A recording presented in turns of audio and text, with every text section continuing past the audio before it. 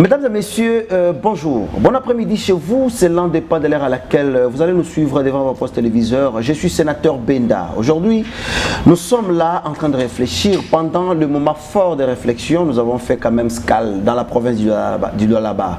Là-bas, ça casse parce qu'il y a beaucoup de choses qui se disent. Sinon, je réfléchis, en tout cas, j'essaye d'ailleurs de le faire à haute voix pour recevoir un des analystes politiques.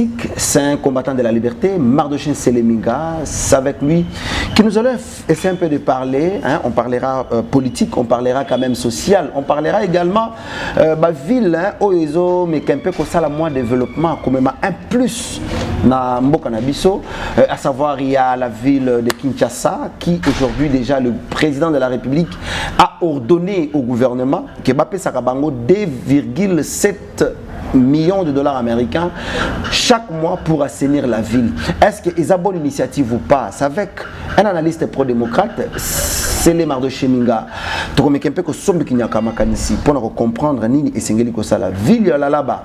Tisiko gestion que nenengeni ba sénateur ba sala qui descend sur terrain pour nakoye ben pe ko tala nini ko tambola te une façon pour eux aussi d'apporter le meilleur d'eux de façon que cette province ne tombe pas to ko beta un peu moi li solo ya Goma to ko beta li solo ya Est ya Mboka na biso ba commando ba utai ko kita tout fraîchement ba uti li banda Mboka ba kitina Est. Est-ce que ça peut apporter un plus ou il y a des choses que les chefs de l'État doivent encore faire pour faire avancer quand même Moussala il y a état de siège.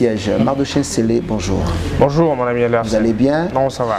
Plateau de vérité, tu es un bio, impression nayo par rapport il y a invitation tu sengaki nayo pour répondre à la méthode de la mission. Je peux dire c'est parce que vous savez LGC TV est la chaîne monene au Yozo Kamba. C'est quelque chose de bien. Tribune de vérité est à horizon au la vérité. Donc solo la politique en Boganabiso. Donc je suis vraiment, moi personnellement, je suis fier d'être devant vous ce matin pour parler des questions sensibles qui touchent à la vie politique de notre province, de notre pays en général, et comme les Kakofongola, n'est-ce pas?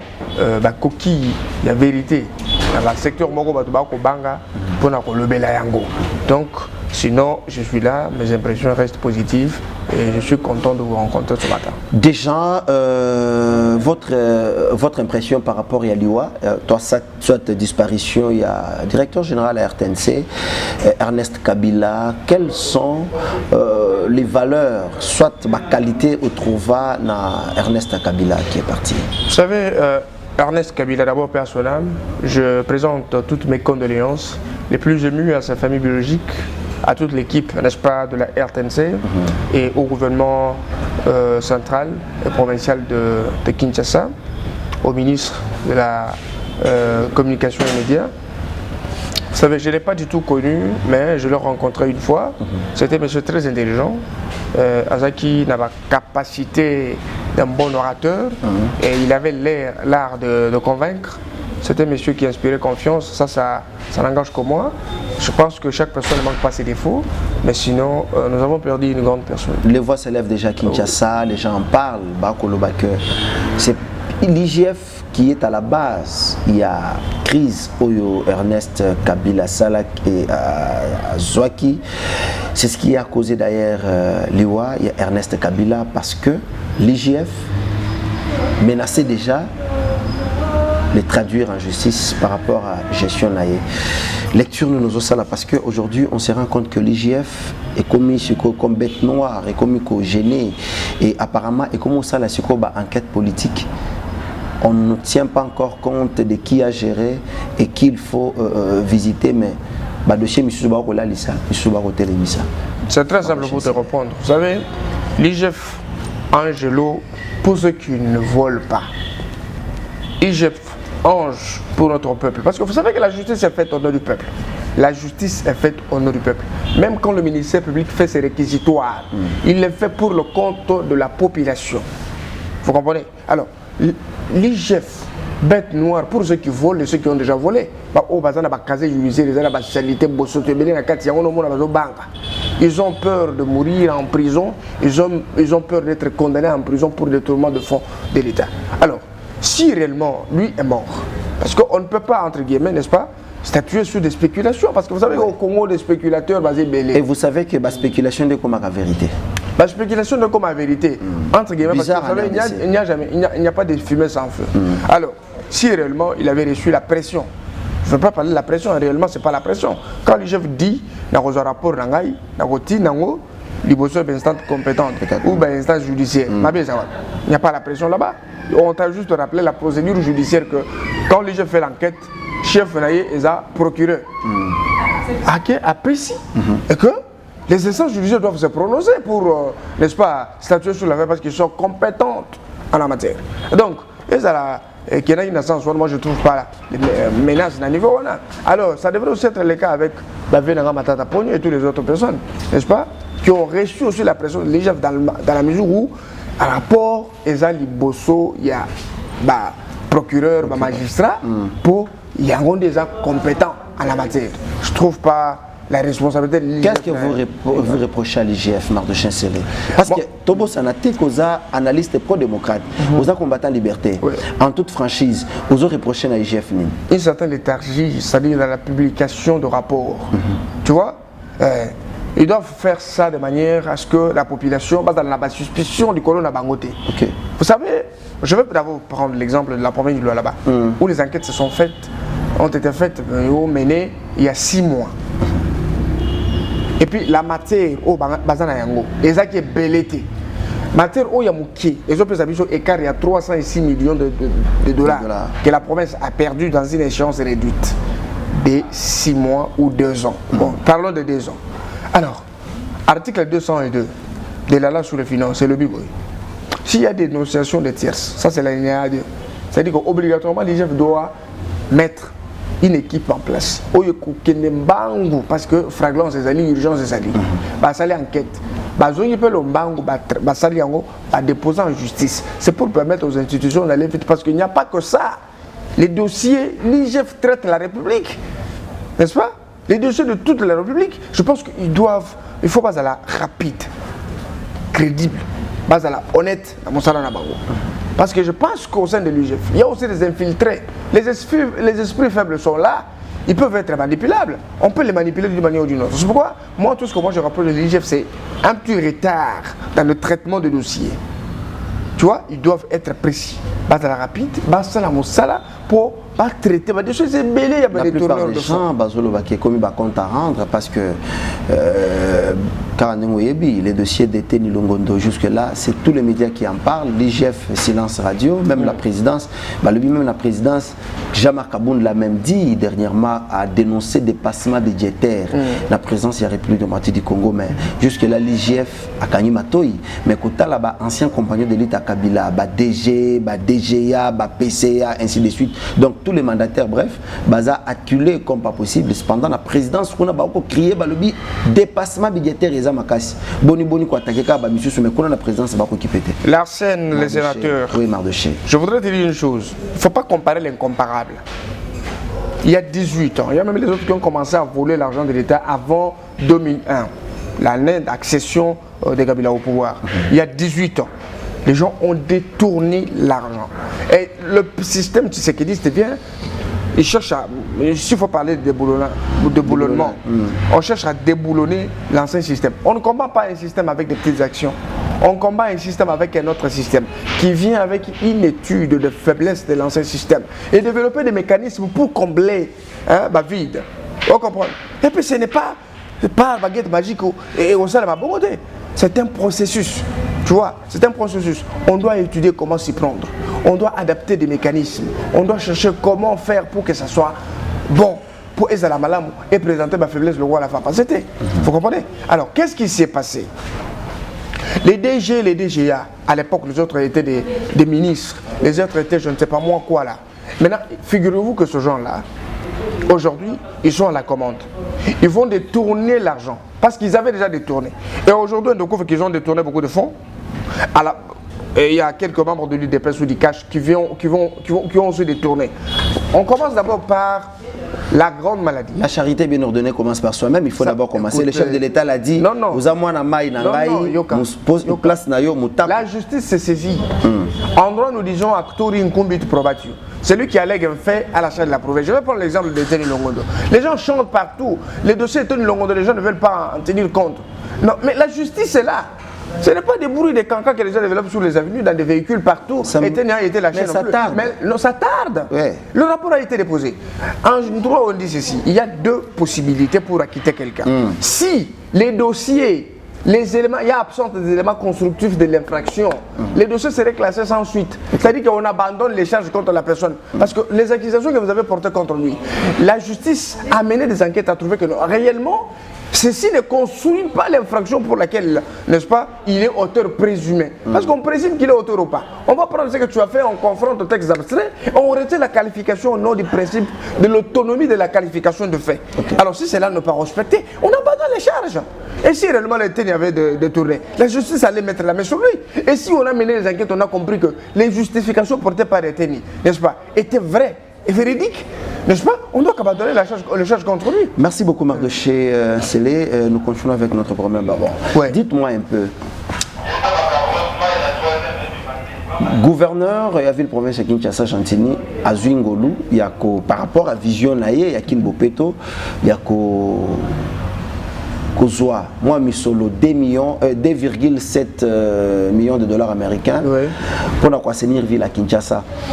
Pour na yo ils a chance pour lui d'évoluer ou bien ils a piège pour que à compte à viseur à la justice un jour. Ce n'est ni chance pour lui d'évoluer, ce n'est ni piège. En quelque sorte, piège, oui.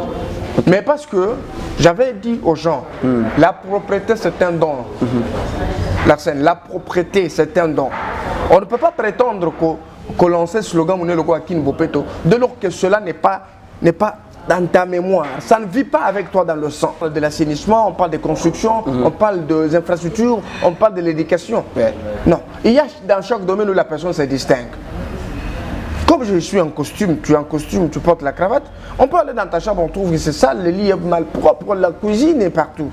Donc il faut apprendre à être d'abord propre. Il faut développer ça comme un mode de vie. Et là, vous aurez la possibilité de contrôler que sur Willery, il y a Boulou et Zali, tu peux partir, tu trouves que le caniveau, il y a des saletés, ça favorise le développement des moustiques et des mouches. Ça va, n'est-ce pas, polluer l'environnement, ainsi de suite. Voilà mon plan quinquennal de développement. Voilà ce que j'ai préparé comme projet. Projet, ça n'a rien à voir d'abord avec l'argent. Ça dit que tu as mûri un projet en fonction de ce qui existe comme insuffisance. Dans le secteur, il y a assainissement.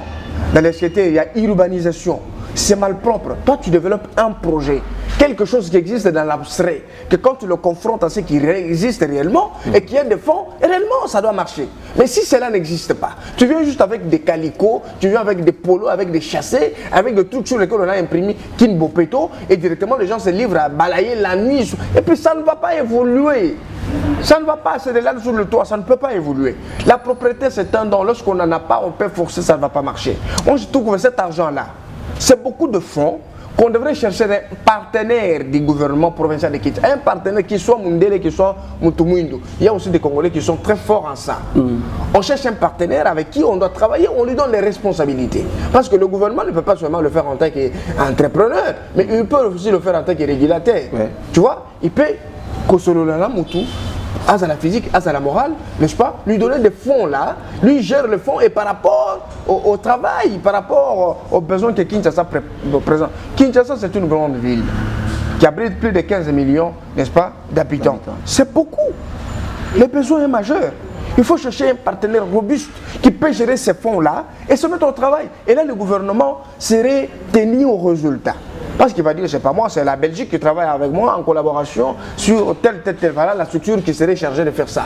Et qui va travailler en collaboration avec une synergie montée ici, le ministre de l'Environnement, n'est-ce pas, le gouvernement provincial et l'Assemblée, en connivence avec, on forme une synergie qui va, n'est-ce pas, permettre à ce que Kin Bopeto marche. Kin Bopeto, c'est un slogan et rien ne marche, mon frère.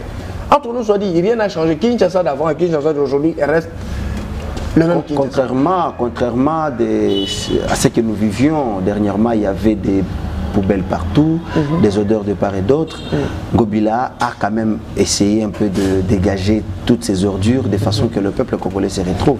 Nyoswana, il fait quelque chose. L'avenue des Huileries, c'est là qui est un peu compliqué, mais travaux à lancer. C'est toujours ça. Éclairage public. C'est toujours ça. Je te donne un exemple. Tu es blessé de la chevelure jusqu'à l'orteil. Hein? Tu as du sang partout, tu as mal, tu as des douleurs. On parvient à te guérir seulement les blessures qui sont. Tu dois reconnaître quand même qu'il y a une Gobila. Non, je te donne un exemple. Oui. On ne peut pas reconnaître dans des sentiments pour faire plaisir à quelqu'un. Okay. Je dis, tel que tu es là-bas, tu es blessé aux moto jusqu'à la chevelure. On guérit seulement la blessure que tu as sur le nez. Tu es guéri? Et ça ne peut rien représenter. Et difficilement, quelqu'un ne peut pas reconnaître que la personne là-bas est guérie. C'est comme ce que nous sommes ici. Tu vois que la province la ville-province de Kinshasa a des saletés partout. Que normalement, il faut un travail de tintant, un travail qui a beaucoup de fonds, un travail qui a besoin, n'est-ce pas, d'un appui matériel, technique, et puis de la tête aussi. Vous comprenez? Donc c'est pas seulement comme ça, on peut se réveiller un bon matin parce qu'on est gouverneur de province, on dit Kin Bopeto. Et directement les gens commencent à croire Kin Bopeto et ça va changer. Non, non. Non, la ville est sale, la ville est trop sale. La ville ce n'est pas Elenguesa, la ville ce n'est pas des Huileries. Hein? Kinshasa a 24 communes officiellement reconnues, mais il y a aussi des communes qui se créent. Allons-y dans des anciennes communes, vous allez voir qu'il y a des ostaniens, c'est sale, ça donne des maladies. Et puis non seulement ça, Kin Bopeto, seulement Bopeto, il y a tout ça, Kin Bopeto de la mentalité aussi. On peut organiser des séries de formations des chauffeurs, apprendre aux chauffeurs la courtoisie routière, apprendre aux chauffeurs ceci, c'est son travail qui va, parce que le développement ou la pérennisation de ce qu'il est en train de lancer comme travaux, c'est au niveau de la tête que ça doit se préparer. Quitte à ça, on peut tout faire. Il y a des avenues qui ont été asphaltées à l'époque de Kabila ici. Je connais aussi des immeubles où c'est sale jusqu'à maintenant. Allez-y même dans des hôtels. Je vais parler des hôpitaux qui sont récemment construits. Vous allez voir que c'est trop sale aujourd'hui. Il n'y a pas les systèmes de suivi, n'est-ce pas, des édifices de l'État. Comment est-ce qu'il faut préserver? Seul le particulier, vous allez quelque part, vous allez trouver ce beau, ce propre, parce que la personne a besoin de voir sa propriété demeurer en propriété. Donc la suivi, ça n'existe pas. Kinshasa demeure la même. Kinshasa est sale, mon frère. Merci plus beaucoup. Sale qu'avant. Merci beaucoup de Komardoché. Kasi et au Salamala, monsieur Kilobi Gobila a évolué quand même. Bon reconnaître bah effort naïe. Toujours d'abord la technique, on nous donne un élément de visite. Il y a bah sénateur Obakiteki là-bas juste pour visiter quand même cette ville, puis bah secteur minière et aussi leurs interventions et déclarations après avoir visité la province de Lualaba. On se retrouve tout juste après. En mission parlementaire, 4 sénateurs élus du Lualaba ont été reçus par le gouverneur intérimaire. Cette délégation, composée des sénateurs Laurent Muzangissa, Mwami Godefroy Munongo Kanyeranira, Prince Kaumba Lufunda et Chikes Diemou comme chef de la délégation. Plusieurs sujets ont fait l'objet de cette rencontre de haute portée politique et sociale, comme l'a affirmé Chikes Diemou. Nous avons rencontré Madame la vice-gouverneure. Ce qui nous a frappé, elle a donné un peu le plan sur tous les domaines de développement. Elle s'est fait une idée nette de ce qu'elle doit faire comme travail. Il a été aussi soulevé que le Lualaba est notre maison. Ce travail ne peut pas s'effectuer si nous ne sommes pas dans une fraternité, dans la paix et dans la cohésion intercommunautaire. C'était le moment pour eux de saluer l'accueil de Fifi Masuka Saini et la vision précise qu'elle a pour le développement du Lualaba, car, souligne-t-il, les hommes passent, les institutions restent. Nous pouvons privilégier cette cohésion du Lualaba pour l'avenir de nos enfants, c'est le plus important. Le reste, les hommes passent, les institutions demeurent. Ces élus, des élus de la province du Cobalt, ont lancé un message d'unité à toutes les communautés qui doivent vivre en harmonie pour le développement de la province. Tout le monde s'investit dans l'entente intercommunautaire, dans la cohésion familiale. Le Lualaba, c'est une maison. Il y a les Basanga, il y a les Ndembo, il y a les Lunda, il y a les Tchokwe, il y a les Minungu, il y a les Baluba. Les Bayeke, cette entente intercommunautaire. Ils ont affirmé d'avoir été envoyés par le bureau du Sénat pour rencontrer aussi les responsables des institutions et les animateurs de différentes communautés. La primeur de leur mission sera réservée à la Chambre haute Parlement de la RDC.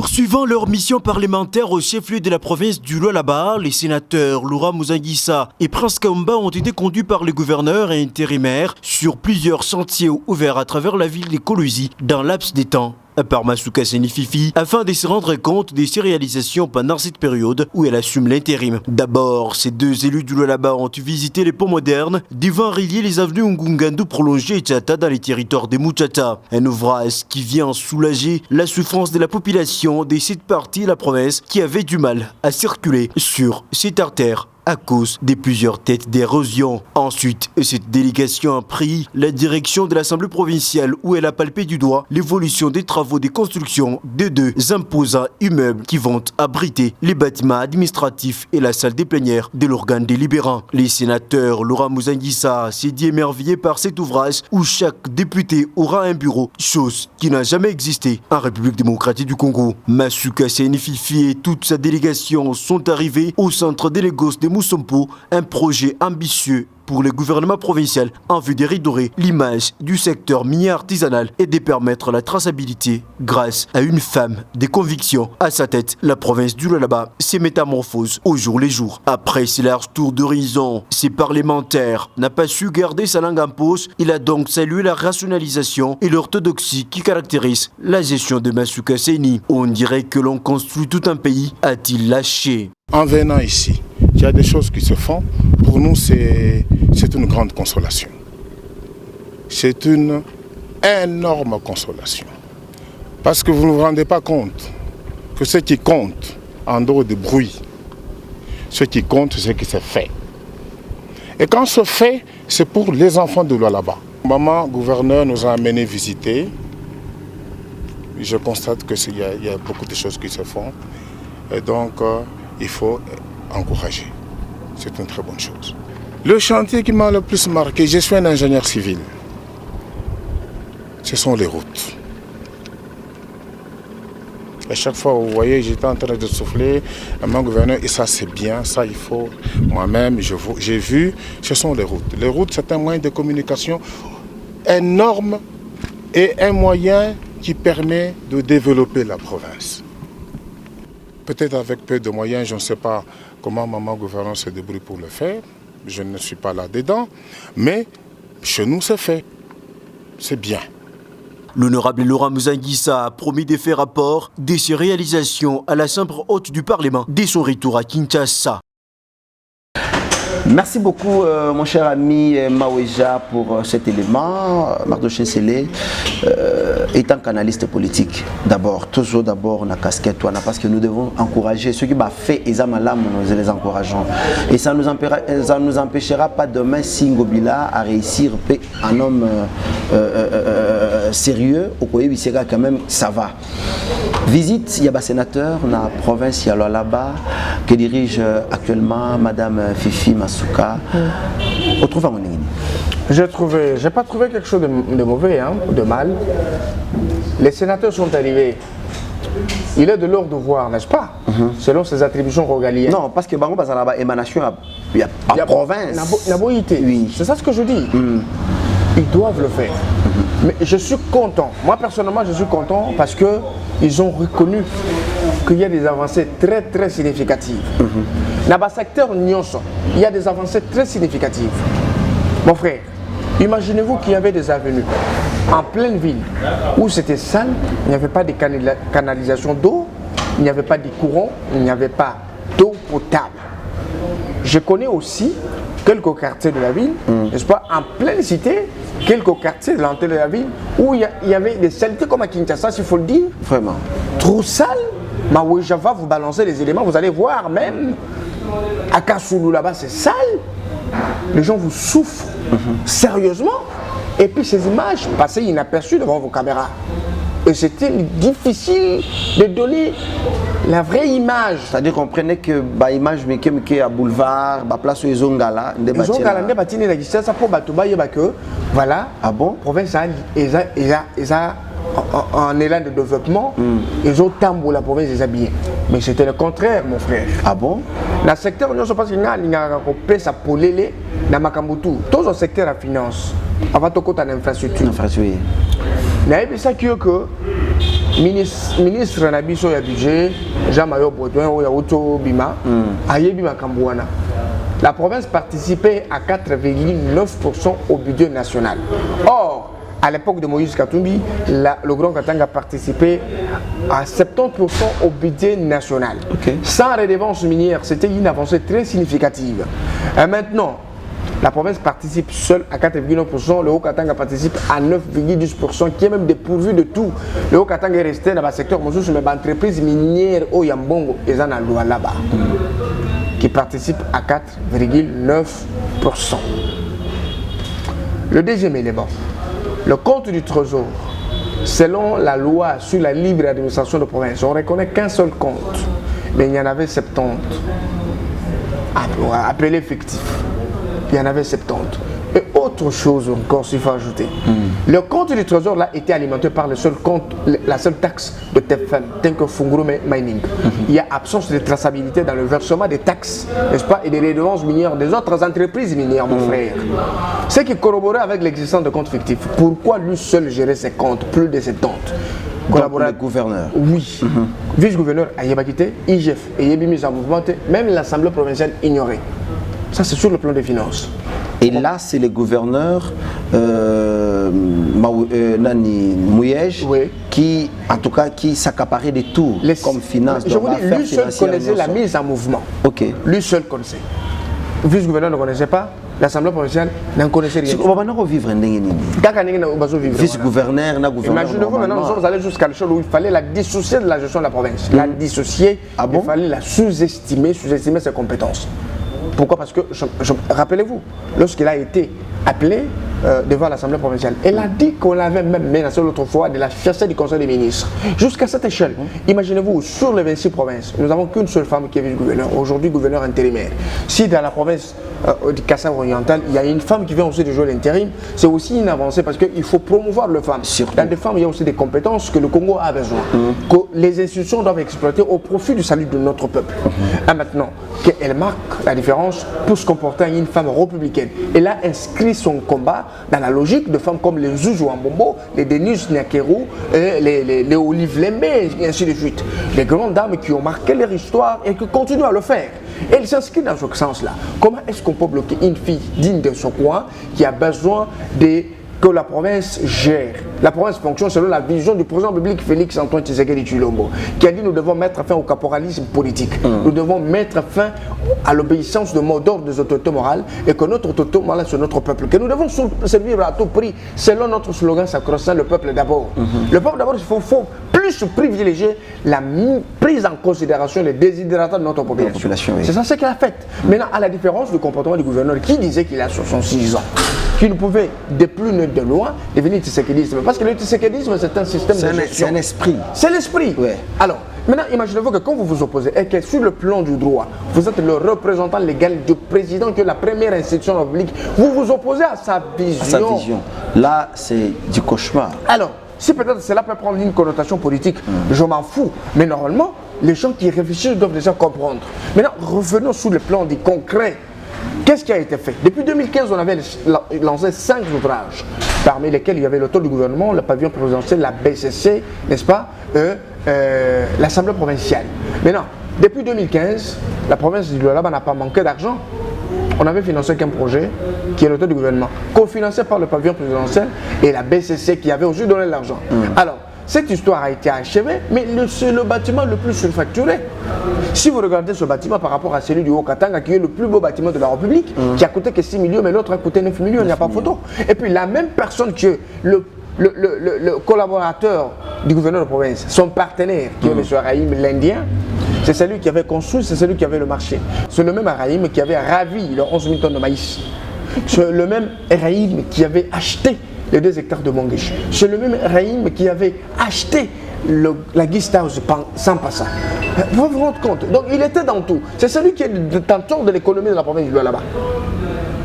Le détenteur les 2 hectares, il n'y avait pas d'urgence, mon cher Arsène. Il n'y avait pas d'urgence, mon pote. Il n'y en avait pas.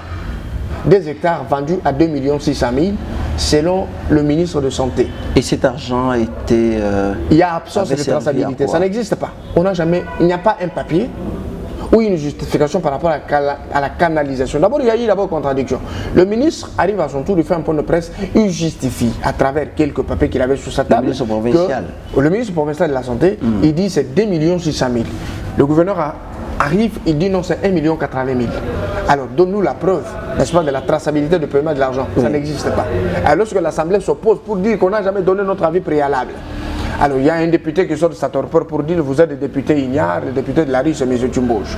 Il les a taxés comme ça. Alors, pour un moment, il y a eu un problème. Les institutions ne collaboraient pas par rapport à ces gestes. Qu'est-ce qui arrive encore? La Guest House sans pas ça. C'était l'immeuble, c'était le bâtiment de la GECAMIL que le gouvernement provincial avait acheté dans l'objectif de construire des bureaux pour le ministère. Je vous informe ici sur votre plateau de Tribune de Vérité que le gouvernement provincial de Lualaba, il y a 5 ministères qui sont locataires. Ah bon? Oui, 5 ministères qui sont locataires et puis la province génératrice de l'argent. Ça c'est vous qui en RDC. On l'appelle aussi province pilote selon ce que les gens disent. Oui, mais vous ne pouvez pas louer des ministères. On loue mon frère, on loue. Et l'immeuble qui devrait abriter des bureaux a été vendu. Et on a dit non, on avait troqué parce que M. Rahim, la province avait sa dette, il avait donné des sacs de farine pour donner aux membres du gouvernement et quelques agents du gouvernement. Voilà, aujourd'hui, on a donné cette... Mais Rahim sort de sa torpeur pour dire non, je n'ai jamais troqué la maison. Alors voilà la facture. Jusqu'à aujourd'hui, cette facture n'a jamais été payée. Vous vous trouvez dans le marasme dans lequel la province était plongée. Mais allons-y doucement. Qui sont membres du gouvernement? Qui sont des conseillers? Qui sont les personnes d'appoint au gouvernorat de province du Lualaba? Il y en avait 208 fictifs qui recevaient chaque mois $800. Tandis que ceux qui sont dans les institutions ne sont pas investis. Il n'y a pas l'arrêté portant au fonctionnement du gouvernement. Mon frère, ces gens n'ont pas de statut juridique pour qu'ils reçoivent ou réclament leur salaire qui est déjà déterminé dans l'achat des dépenses de la province. Maintenant, l'argent est débloqué, l'argent sort. Vous comprenez? Mais ces gens-là ne peuvent jamais réclamer cet argent. Ils ne peuvent jamais le réclamer. Parce qu'ils n'ont pas un statut juridique. Vous allez le réclamer en fonction de quoi? Vous allez signer encore un arrêté, n'est-ce pas? Pour augmenter les structures d'accompagnement. Les structures parallèles, il y en a 6. Et puis ce sont des structures budgétivores. Des conseillers et tous ces membres du gouvernement, s'ils commettaient des infractions dans le cadre institutionnel, ils seront poursuivis pour usurpation de fonction publique. Parce que vous ne les avez pas protégés. Est-ce que c'est ça la gestion orthodoxe? Et cet argent qui est en train d'être débloqué, ça participe à quoi? À un détournement de fonds. Un détournement intentionnel de fonds de l'État. Est-ce que vous pouvez comprendre? C'est comme ça que la province peut fonctionner. Maintenant, revenons encore à autre chose. Le projet agricole, ce projet qui avait pris 26 millions de dollars. Je parle bien de 26 millions de dollars. Les 26 millions de la province n'a gagné que 110 000 dollars. Pourquoi? Parce que le 11 000 tonnes de maïs produit par le champ, n'est-ce pas, qui n'était même pas le champ du gouvernement provincial, a été bloqué par le même Rahim, partenaire privilégié du gouverneur de province.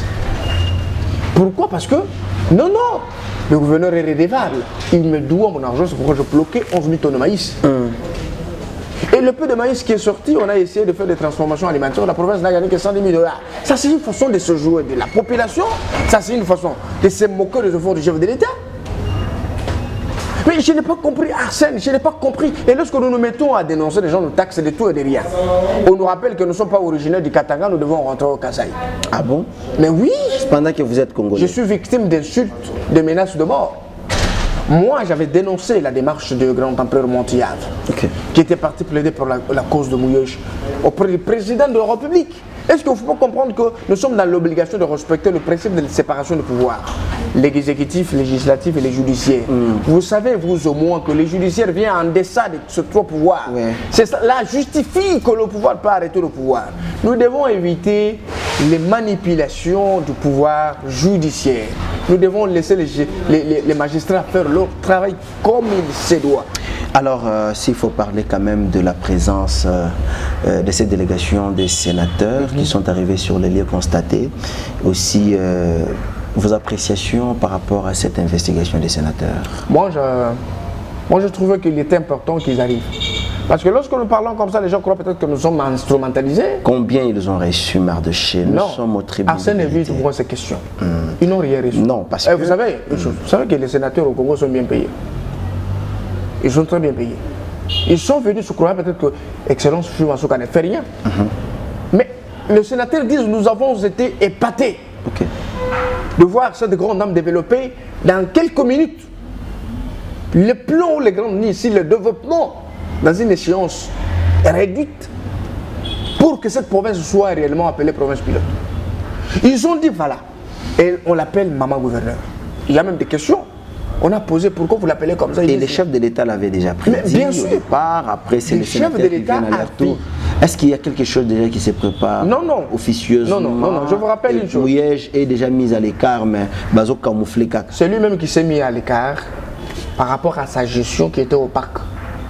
Une gestion qui n'a pas profité au peuple, une gestion qui n'a pas profité à la vision chef de l'État, une population, une gestion qui profitait à un groupe. Donc on peut parler des intérêts catégoriels. Le pouvoir repose sur 3 attributs. Nous avons la légitimité sociopolitique, nous avons l'exclusivité, nous avons la légalité. La légitimité, c'est ça même, les clés du pouvoir. Lorsque la légitimité du chef de l'État est mise en péril dans une province qui se veut pilote, c'est pas bien. Quand celui qui est là ne sait pas vendre le bien fondé la vision du chef de l'État, vous croyez que la population doit accepter? Parce que le chef de l'État, c'est le porteur d'une vision, on l'appelle leader. Et sa vision doit être mise en exécution par des bons managers qui sont les gouverneurs de province, de partout où il les représente. Alors un gouverneur qui s'est fait passer pour un apôtre de malheur pour la vision du chef de l'État, il n'est pas le bienvenu. C'est pourquoi vous avez vu la dame a fait la différence. Les révélations qu'elle a faites, Excellence Fuma Souka, sur la médiation. Et si c'était fait à l'époque de Joseph Kabila, même à l'époque de mariage KFCC, on allait étouffer dans l'œuf. Mais moi je veux dire que chaque chose a son temps, c'est Dieu qui choisit le moment. Elle est tombée au bon moment. Elle a fait des dénonciations lorsqu'il y a eu déjà conversion de mœurs. Il y a eu repentance. Il y a eu délivrance de quelques députés qui devraient travailler pour le compte du peuple au sein de l'Union sacrée de la nation, qui est la vision sacrée. Et qui est derrière Madame Fifi Masuka? Le peuple. Parce qu'on ne comprend pas. C'est le peuple qui est derrière. Dans peu de temps, Fifi Masuka, en tout cas, monte à grande échelle. Mais elle réalise en tout cas des... Ce sont ces réalisations qui justifient l'engagement de l'excellence Fifi Masuka. C'est l'engagement. Et représentez-vous qu'il y a plus de 8 avenues qui sont en train d'être asphaltées. Dans des avenues qui étaient ignorées, où il n'y avait même pas de véhicules qui passaient. Mais on est en train d'asphalter, mon frère. On a construit des puits d'eau, dans la forêt, il y a de l'eau potable et les gens disent en tout cas nous sommes contents. De l'eau, où il n'y avait pas de l'eau. Des 200 et quelques de forages. Imaginez-vous. Et maintenant qu'il y a des quartiers où il n'y avait pas d'électricité, on a essayé de prolonger quand même, et où il y a d'électricité. Les gens s'enregistrent. Il y avait par exemple du côté Mandranden, où il n'y avait pas d'avenue, mais les gens ont construit des grandes maisons. Imaginez-vous, tu construis une grande maison, il n'y a pas de canalisation d'eau. Donc quoi il y a? On a mis des avenues, il y a des caniveaux qui sont en train d'être faits. Il y a des ponts pour réunir des avenues, n'est-ce pas? Et créer des routes de contournement. Vous comprenez? Et puis, allons-y sur le plan social. Vous savez que les gens ne pouvaient pas croire que Fatih était capable de faire de grandes choses. Mais la dame a fait la campagne d'évangélisation politique pour faire comprendre au peuple que, écoutez, Tshisekedi, ce n'est pas Tshisekedi que vous voyez là. C'est un Tshisekedi père, c'est un Tshisekedi amoureux de son peuple. C'est un Tshisekedi qui ne dort pas, qui fait que rêver comment est-ce que mon peuple peut vivre mieux. Comment est-ce que je peux veiller au bien-être de mon peuple. C'est à travers des personnes comme des Fifi Masuka, des personnes comme les Kaboula Katwe et tous les autres gouverneurs qui visent la vie, qui cherchent à mettre en exécution la vision, vendre le bien fondé de la vision au peuple de leur peuple. Vous comprenez? Fifi l'a fait. Dans moins de 17 jours, l'Assemblée provinciale est convertie, 14 députés adhèrent sans condition à la vision chef de l'État. Et aujourd'hui, je peux vous dire que dans la province de Lualaba, 14 députés construisent la majorité de l'Union sacrée de la nation. Merci beaucoup Mardoché Nsele pour cet éclaircissement. En tout cas, c'était trop direct et il était plus qu'important pour nous de vous recevoir pour qu'on essaie un peu d'en parler davantage. Oui. Et nous vous disons quand même un grand merci pour ça. Merci. Pour terminer, le chef de l'État séjourne à l'Est de la République, ce qu'il avait déjà promis, est-ce que c'est une opportunité où le chef de l'État apparemment risque en tout cas d'écouter, de se faire coûter la vie à l'Est de la République? Est-ce qu'il ne pouvait pas rester dans la ville de Kinshasa, capitale, et commander quand même certaines personnes à mieux faire et gérer l'état des sièges? Vous savez, tout ce que Félix Antoine Tshisekedi fait concorde avec les lois de la nature. Okay. Il y a un maxime qui dit qui ne risque rien n'a rien. Félix l'avait déjà dit. Et c'était un processus. Le président de la République ne peut pas seulement développer ses sentiments, n'est-ce pas? Il prend une décision, non. Il y a une équipe qui réfléchit aussi à sa place. On doit comprendre que nous avons encore besoin de notre président. Parce qu'en dehors de son mandat ou son deuxième mandat, Tshisekedi est obligé de demeurer en vie.